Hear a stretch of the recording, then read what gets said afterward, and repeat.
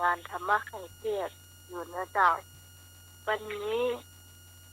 พระเจ้าพิสมัยสิริยดรเจ้าก็มารับหน้าที่เหมือนเช่นเคยนะเจ้าปิกมาแข่งแล้วนะเจ้าปิกมาทุกวันเสาร์แล้วก็วันอาทิตย์ตั้งแต่3 ทุ่มถึงเที่ยงคืนนะเจ้าวันนี้ท่านสมัครนะเจ้าพร้อมแล้วที่จะ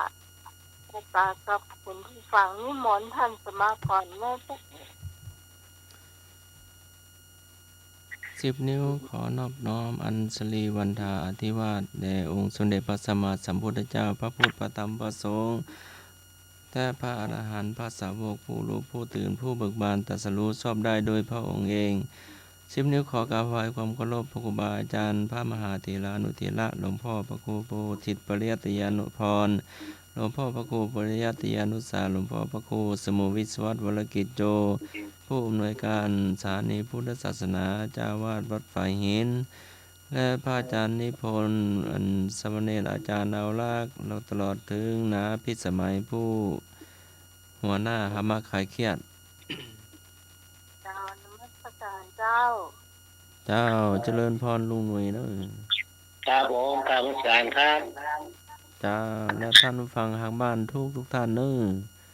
ทางเอ่ยนามแล้วก็ไม่ได้เอ่ยนามก็ดีขอเจริญพรให้หน่อยนะเจ้า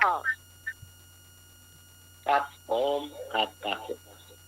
ไฟฟ้า5จากพระครูสมุวิศวัตครับผมที่เมตตาเวลาครับ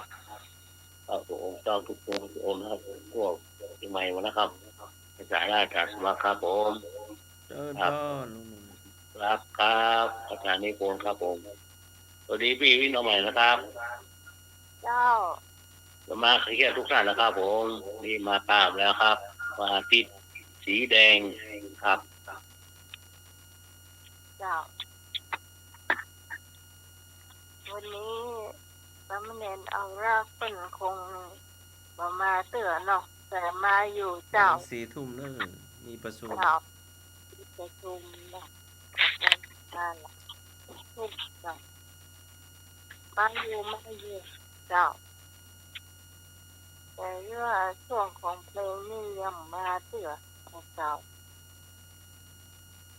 วันนี้เอาก่อนดำเนินรายการไปก่อนนะเจ้าโดยการพากันหาเพลงนะเจ้าเรื่องที่2เขาก็มีวันนี้เป็นธรรมะนะเจ้าแล้วก็กรรมเก่า